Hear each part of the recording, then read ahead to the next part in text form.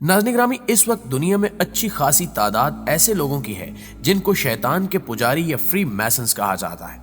और यही वो लोग हैं जो अपने आप को पूरी तरह शैतान के हवाले कर चुके हैं और फिर ये वही करते हैं जो शैतान इनसे चाहता है। फिर चाहे वो किसी को कत्ल करना हो या किसी के दिमाग को काबू में करके रूहों से मुलाकातें करवाना, इनके लिए सब जायज होता है। लेकिन सवाल ये पैदा होता है कि क्या ये वाकई किसी इंसान को मरे हुए शख्स से मिलवा सकते हैं, और अगर मिलवा सकते हैं तो फिर ये सब कैसे मुमकिन है। इस वीडियो में हम आपको एक ऐसा सच्चा वाकया बताने जा रहे हैं जो आपके होश उड़ा देगा, और इसमें आपको बहुत सारे सवालों के जवाब भी मिल जाएंगे। नाज़रीन ग्रामी, ये जंग अजीम दोम के जमाने की बात है जब अमेरिकन नेवी में राजर नामी एक शख्स अपनी ड्यूटी सरंजाम दे रहा था कि एक दिन उसके पास उसका अफसर आया जिसने उसे मुल्क के लिए खिदमात देने पर सराहा और फिर कहा कि आज रात मेरे घर पर एक पार्टी है, लिहाजा मैं चाहता हूं कि तुम भी उस पार्टी में शिरकत करो।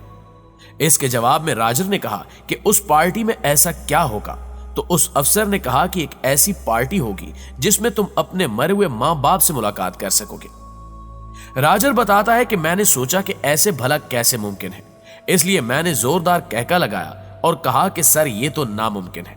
लेकिन वो अफसर अपनी बात पर कायम रहा और उसने एक मर्तबा फिर कहा कि मैं सच में तुम्हारी मुलाकात तुम्हारे मरे हुए वालिदैन से करवा सकता हूं। राजर बताता है कि यह सुनकर मैं डर गया और कुछ वक्त के लिए मुझे लगा कि यह मेरे सामने खड़ा हुआ शख्स बिल्कुल पागल हो चुका है जिसे इलाज की जरूरत है। लेकिन इसी दौरान वो फिर से कहने लगा कि शायद तुम डर गए हो, मगर मुझे नहीं लगता कि तुम इतने डरपोक हो।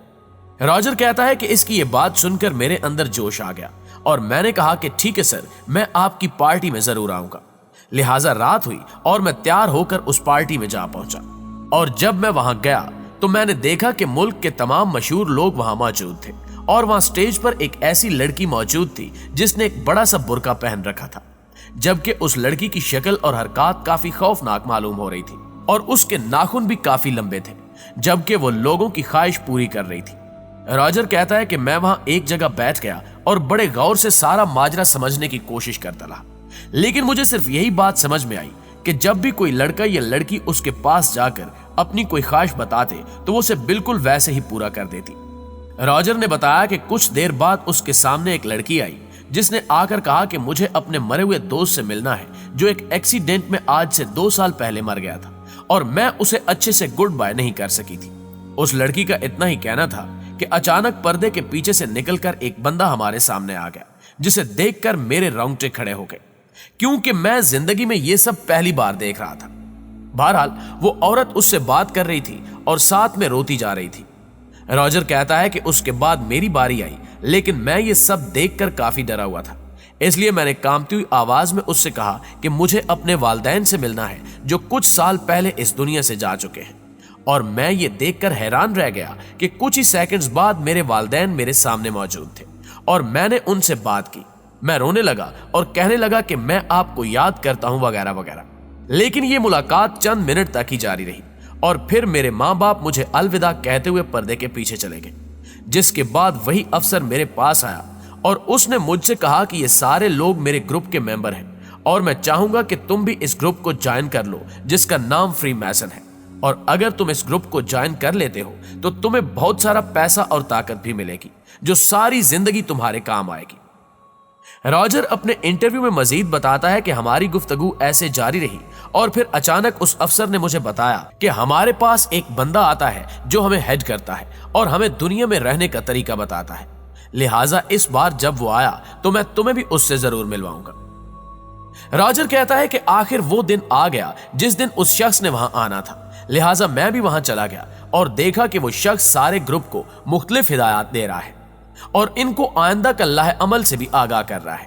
और मुझसे मुखातिब होकर कहता है कि राजर मैं तब से हूं जब से ये दुनिया बनी है और मैंने जंगें और बहुत कुछ देख रखा है। मैं सियासत को समझता हूं और मैं ही वो शख्स हूं जो कयामत तक जिंदा रहूंगा और आइंदा आने वाली नस्लों के लिए हिदायत बनूंगा। लिहाजा तुम्हारे लिए सबसे बेहतर यह है कि तुम मेरे साथ दोस्ती रखो, जिसके बदले में मैं तुम्हें ताकत, शोहरत और पैसा दूंगा। वो सब कुछ दूंगा जो तुम चाहते हो, लेकिन अगर तुम मेरे नजरिए के खिलाफ चलना चाहते हो और मुझसे दुश्मनी रखना चाहते हो तो ये तुम्हारे लिए बड़े घाटे का सौदा होगा।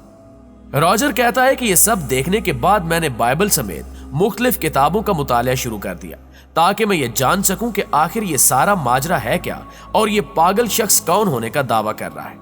लिहाजा एक लंबी तहकीक के बाद ये बात सामने आई कि लूसीफर और इस शख्स में बहुत सी चीजें मुश्तरक हैं। लिहाजा अगली मीटिंग के दौरान जब मैं उसके सामने गया तो मैंने उससे सवाल किया कि क्या तुम लूसीफर हो, जिसके जवाब में उसने कहा कि हाँ, मैं ही लूसीफर हूं। उसका जवाब सुनकर मैं चौंक उठा और मेरे जहन में इससे मुतल्लिक सैकड़ों सवालों ने जन्म लेना शुरू कर दिया। लिहाजा सबसे पहले मैंने उससे पूछा कि तुम ये सब क्या कर रहे हो और क्यों कर रहे हो। तो उस शख्स ने जवाब दिया कि मैं ही यहाँ का खुदा हूं जो सारे निजाम को संभाले हुए है, लिहाजा मैं जैसा चाहूंगा वैसे ही होगा और आज तक मुझे कोई भी रोक नहीं सका। रॉजर मजीद बताता है कि उसकी जुबान और बातों ने मुझे मजीद उलझन में डाल दिया और मैंने उससे पूछा कि तुम इतना बड़ा दावा कैसे कर सकते हो।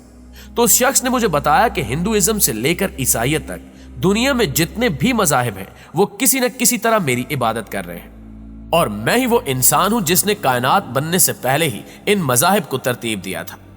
रॉजर कहता है कि मुझे एक दफा फिर ऐसे महसूस हुआ जैसे मैं किसी जहनी मरीज से बात कर रहा हूं, जिसके दिल में जो आता जा रहा है वो बोल रहा है। लिहाजा मैंने तंजिया मुस्कुराते हुए पूछा कि भला ये कैसे मुमकिन हो सकता है कि दुनिया के तमाम बड़े मजाहिब तुम्हारी इबादत करते हैं। जिस पर उसने कहा कि तुमने अक्सर चर्चेज में देखा होगा कि जिस जगह ईसाई इबादत करते हैं उस जगह के पीछे से सूरज निकल रहा होता है।